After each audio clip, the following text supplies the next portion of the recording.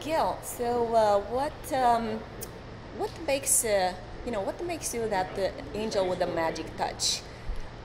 Oh, I wish it was that easy. I started investing in startups in 1998, so I think a large part of it is just practice. Like anyone else, when you start doing something, you're not very good at it, and over time you get better.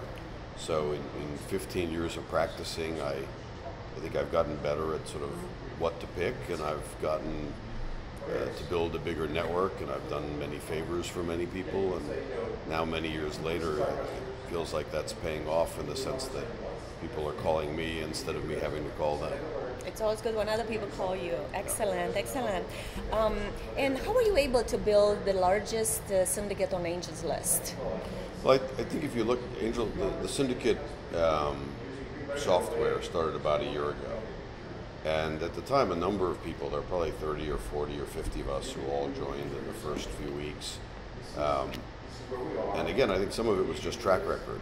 I had 15 years of track record. I had some great exits in LinkedIn and PayPal and some great investments in Fastly and Wealthfront and others. And so I looked maybe more credible than some people who've been doing it for 1 year or 5 years. And I think that helped. And it also helped that I thought it was a really cool idea and focused on it probably more than some other people did. So, hard work and a little luck. And well, you've done a fantastic job, and now more than 300 people are back in your syndicates.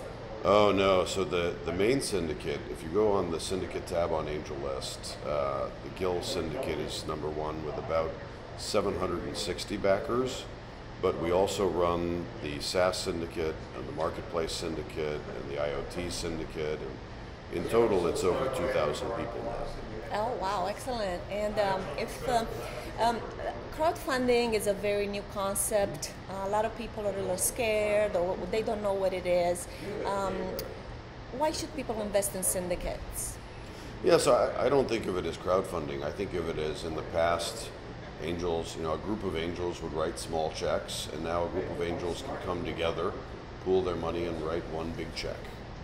So in many ways, it's the same behavior. Startups would raise money from 5 or 10 or 20 angels. Now they're just raising money from 50 or 100 angels instead.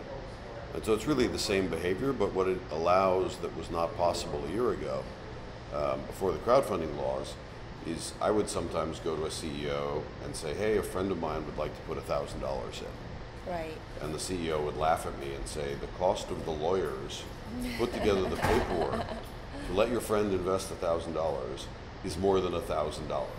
Right. There's just no way I can let your friend in. I don't care how nice he is.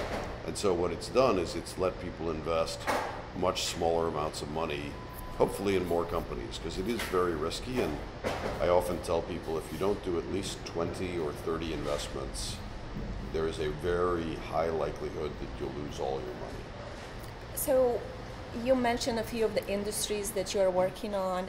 What do you think that in the next 12 months, since we're at the beginning of 2013, what would be the trends, top 3 trends that you see coming? Yeah, we see a lot of interest in Internet of Things. Obviously more and more hardware and devices are becoming smart. So right now we're just finishing up an investment in Sproutling, which is a baby monitor that can remotely let you know if something's wrong with your baby. We think financial services is another area that's ripe for disruption. Banks are basically being taken apart and rebuilt piece by piece. So there's a company, Vouch, that is trying to redo your credit score, and instead of using a computer model to decide how much to lend to you, they look at how many of your friends are willing to vouch for you, and they use that social capital to decide how trustworthy you are and how much to loan to you. So we think financial services is a big area. And then we're doing a lot in SaaS, software as a service.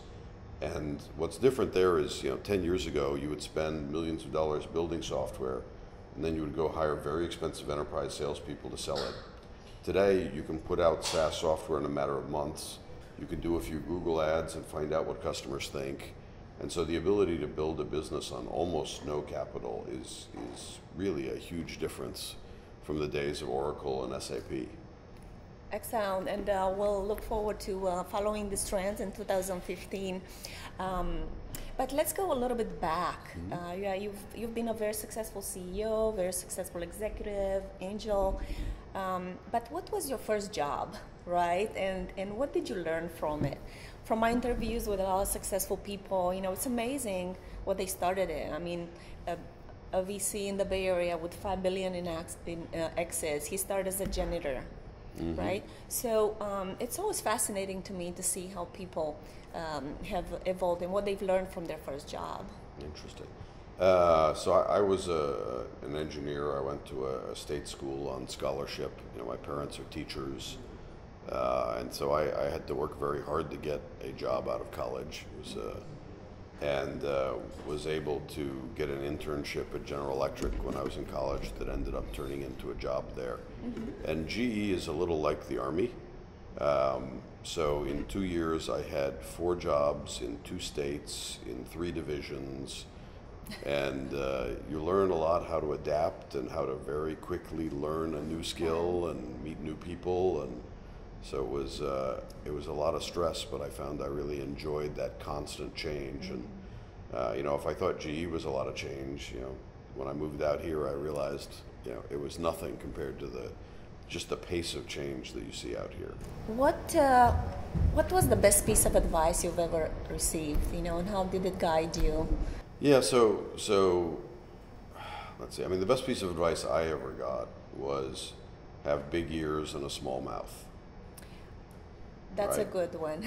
Listen a lot. That needs to Try be to plastered understand what's everywhere. happening around you. People who are busy talking don't notice what's going on around them as much.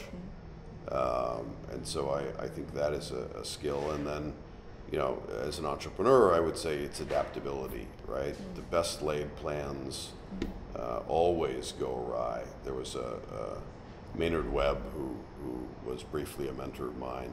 I remember at one point told me, no plan survives the battlefield. No plans? No plan survives the battlefield. You can come in with all the plans you want. Yeah, I know. When you It's get the there, results. things change. Yes, and you have to be flexible to adapt. Yeah, so flexibility.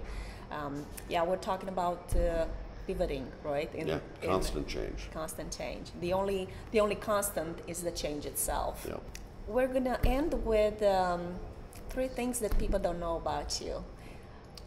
What are some things that people might be intrigued finding out about Gil Penchina? 3 things people don't know about me. Well, I have 2 kids, 11 and 14, who are both teenagers. Very cute. Yeah, and a lot of fun. And Angels in training.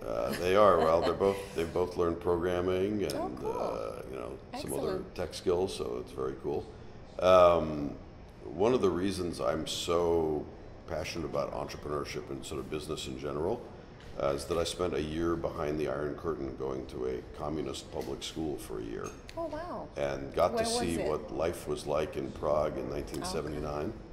Okay. And seeing a centrally planned communist economy and just how horrible it was really gave me sort of an appreciation for our system. I mean, democracy and capitalism are not perfect by any means.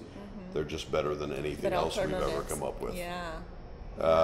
So that was a fun experience. And then I'm always out looking for another adventure, another source of adrenaline.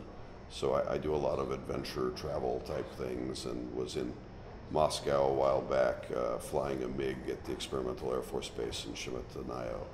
Oh, wow. Thank you so much for your time. What fascinating stories and great advice. I want to thank you so much. And for our viewers, I hope that you've learned a little bit more about Gil Penchina. I want to encourage you to follow him on Twitter and also see his investments on AngelList, potentially even back in one of his syndicates. And with that, I want to thank you all for watching. And like we always say, at Lifograph, it's all about the people.